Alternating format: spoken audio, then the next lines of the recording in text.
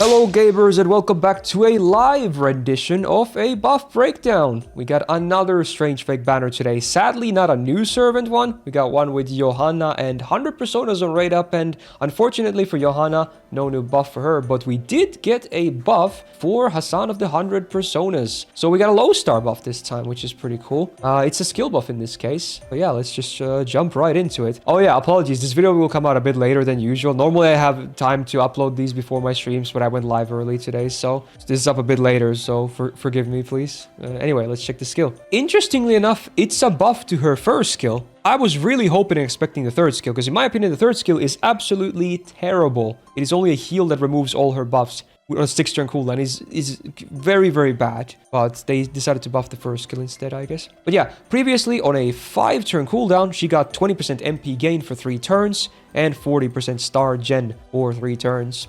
At least the uptimes on this stuff was pretty good. That's about it. Otherwise, not the best skill ever. The MP gain is very nice for her MP, of course, because it's a... while it is a single target MP, it is arts and it's 13 hits. So any kind of arts up or MP gain up on her is very significant in making her MP way more spammable. And of course, with the buffed version of the MP, after damage also applies the arts res down, so subsequent MPs, assuming you still have this up by the time you do them, will also refund even more.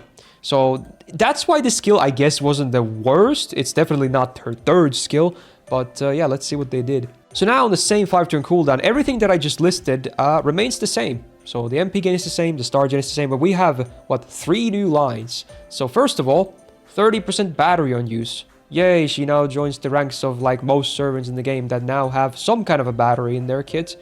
Hooray. This is interesting. 20% buff success rate up for herself for 3 turns.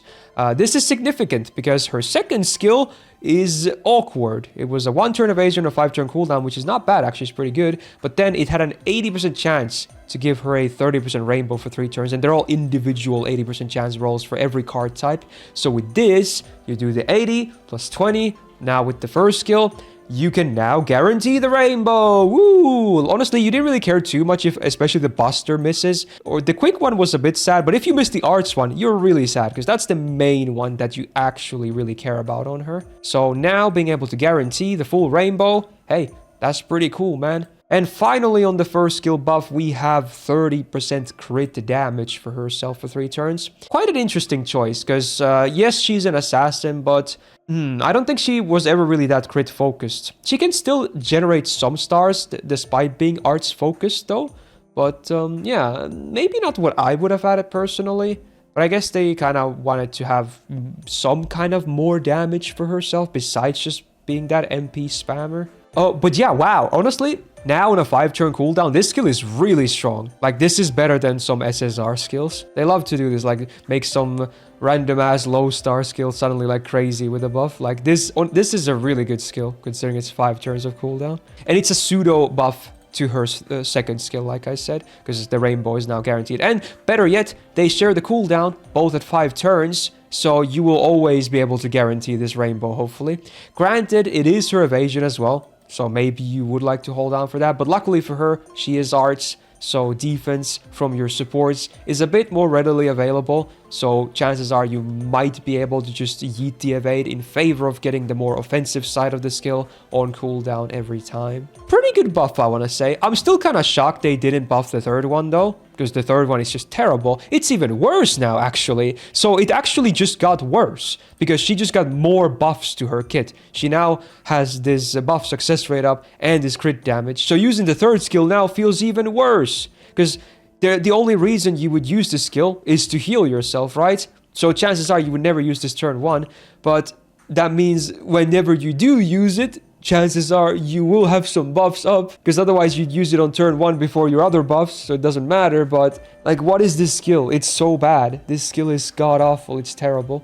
But honestly, she's still, with these 2 skills, with this getting the pseudo semi-buff as well with the first skill buff here, she still is pretty good, especially for a low star. I think she's pretty well off now with the upgraded MP on top. So I don't think she's in a bad spot, but just please buff this skill too. It's borderline unusable and just a dead skill, which never feels good. So I don't have a tier list to look at because she's a low star and we didn't have the Modern Assassin tier list. But if I were to give her a placement, I don't remember where we placed her last year on the low star tier list. But if I were to place her now among the 1 to 3 star list, she'd probably be at least an A now. Probably at least an A. She's pretty well off now, even with a potentially dead 3rd skill. So she's pretty good, actually. We do have many good 4-star ones too, like the Kiritsugu buff was really good on a similar category as hers. Shiki has always been a decent staple, so she definitely has some competition, especially Shiki because she's a welfare. But this is still a good buff. If anything, of all the 3 buffs we got with Strange Fake events so far, this might be the biggest buff, but it's on a servant that also was the weakest of the 3.